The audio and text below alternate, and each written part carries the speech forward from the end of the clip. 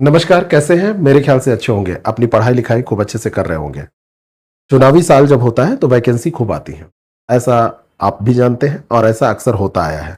इस साल भी ऐसा हो रहा है। यूपीपीसीएस 2026 की वैकेंसी की अगर हम बात करें तो वो नोटिफिकेशन आ चुका है। आरओ की वैकेंसी का इंतजार था, इसका नोटिफिकेशन कब आएगा ये आप लोग पूछते रहते हैं। अभी एक न्यूज हिंदुस्तान पेपर में छपी जिसमें कहा गया कि 428 पदों से ऊपर की वैकेंसी आने वाली है आरओ एआरओ की।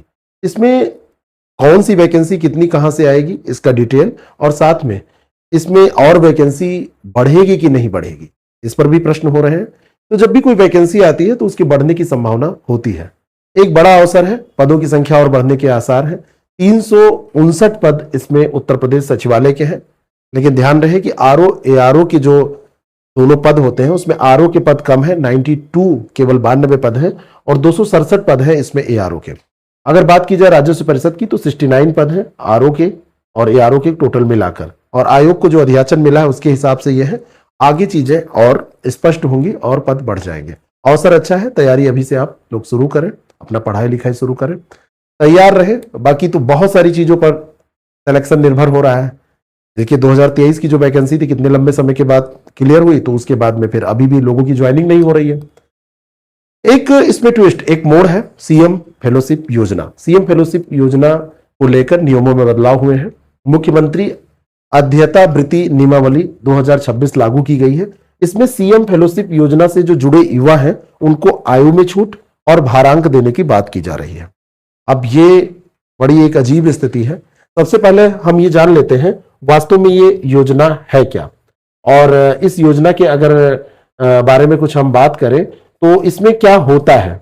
देखिए होता यह है कि सुशासन, डेटा आधारित प्रशासन और $1 ट्रिलियन अर्थव्यवस्था की ओर एक कदम बढ़ाते हुए उत्तर प्रदेश मुख्यमंत्री फेलोशिप कार्यक्रम शुरू किया गया। इस योजना के तहत युवाओं की प्रतिभा सुशासन में कैसे यूज की जाए ये बात की जाती है। और ये जब पहल की गई तो इसमें शासन, पॉलिसी मेकिंग यानी गवर्नेंस, पॉलिसी मेकिंग और योजनाओं के इंप्लीमेंटेशन, योजनाओं के क्रियान्वयन से युवाओं को जोड़ने की बात की गई।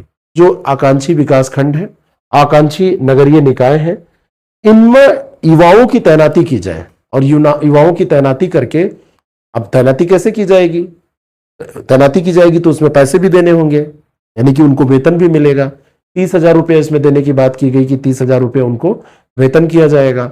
वो फील्ड सर्वे करेंगे, रिपोर्टिंग करेंगे, समन्वय का काम करेंगे, मूल्यांकन करेंगे। मूल्यांकन किस चीज का?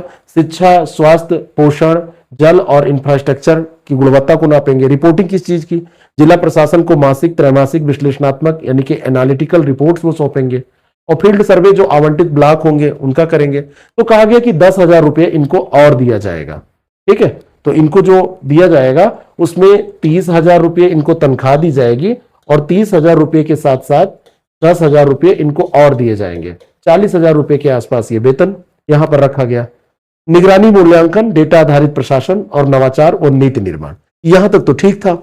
लेकिन इसके आगे जब आप बढ़ेंगे तो इसमें बात की गई कि जो लोग ये इसमें शामिल होंगे उनकी शैक्षणिक योग्यता न्यूनतम 60% मार्क्स के साथ, 60% के साथ ग्रेजुएशन होनी चाहिए। अधिकतम आयु सामान्यतः 40 वर्ष रखी गई है। हिंदी और अंग्रेजी का ज्ञान होना चाहिए। कंप्यूटर संचालन में सक्षम होने चाहिए। एमएस ऑफिस उनको आता हो। आईटी और डेटा विश्लेषण, डेटा एनालिसिस का व्यवहारिक ज्ञान हो। फील्ड वर्क भी करना है, प्रशासन के साथ समन्वय स्थापित करना है, तो ये कार्य क्षमता भी होनी चाहिए। ठीक है, कोई बात नहीं। 30,000 रुपये का वेतन भी, 10,000 रुपये का फील्ड भ्रमण यात्रा भत्ता, ठीक है, 15,000 रुपये टैबलेट, लैपटॉप के लिए दिए जाते हैं। ये सारी चीज है। प्रारंभ में 1 साल के लिए इनको रखा गया, ये भी ठीक है। उत्कृष्ट प्रदर्शन और विभागीय अनुशंसा पर 1 वर्ष या इससे अधिक विस्तार, ये सारी चीजें ठीक हैं। लेकिन समस्या ये हुई कि इन लोगों को लाभ दिया गया इसमें कि जहां पर कोई भी वैकेंसी की बात आएगी तो वहां पर इनको लाभ दिया जाएगा, भर्ती लाभ दिया जाएगा। यूपीपीएससी और यूपी ट्रिपल एससी की परीक्षाओं में वेटेज दिया जाएगा और आयु सीमा में छूट दी जाएगी।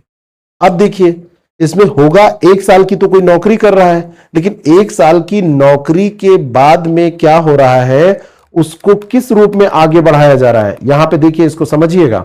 उत्कृष्ट प्रदर्शन एवं विभागीय अनुशंसा पर, उत्कृष्ट प्रदर्शन हो और विभागीय अनुशंसा हो, तो विभाग में कौन बैठा है, यानी कि उनके खास लोग इसमें आगे बढ़ेंगे। खास लोग आगे बढ़ेंगे तो 1 साल 2 साल 3 साल के हिसाब से पीसीएस में आप देखेंगे 1 अंक 2 अंक 3 अंक ऐसे बढ़ते चले जा रहे हैं। उसमें आप उसको डिटेल में, मैंने उस पर भी काम किया है, उसमें भी वीडियो बनाया, उसको देखिएगा। तो वो उनको स्पेशल अंक मिलेंगे, अलग से अंक दिए जाएंगे। तो अगर अलग से उनको अंक दिए जाएंगे तो वो मेरिट में आगे बढ़ जाएंगे। तो ये कौन लोग होंगे, यहां पर सवाल ये उठ रहा है, क्योंकि हर व्यक्ति तो इस योजना का लाभ उठा नहीं पा रहा है। और यहां पर जो विभागीय अनुशंसा की बात की जा रही है, उत्कृष्ट प्रदर्शन की बात की जा रही है, तो यहां विभागीय अनुशंसा किसकी की जाएगी, यानी कि कुछ खास लोगों को इसका लाभ मिल सकता है। अब यहां पर भी जो आरओ की वैकेंसी आ रही है पीसीएस की तरह, यहां पर भी उन लाखों बेरोजगार लोगों को जिनको इंतजार है लंबे समय से कि एक वैकेंसी आएगी 2023 में, वो किसी कारण से नहीं सेलेक्ट हो पाए थे, तो उनको कहीं ना कहीं यहां निराशा हो रही है कि पीसीएस में भी हुआ है, यहां पर भी हुआ, और अगर ऐसा हो जाएगा तो कुछ विशिष्ट जो जन है उनकी भागीदारी इसमें सुनिश्चित हो जाएगी। ठीक है।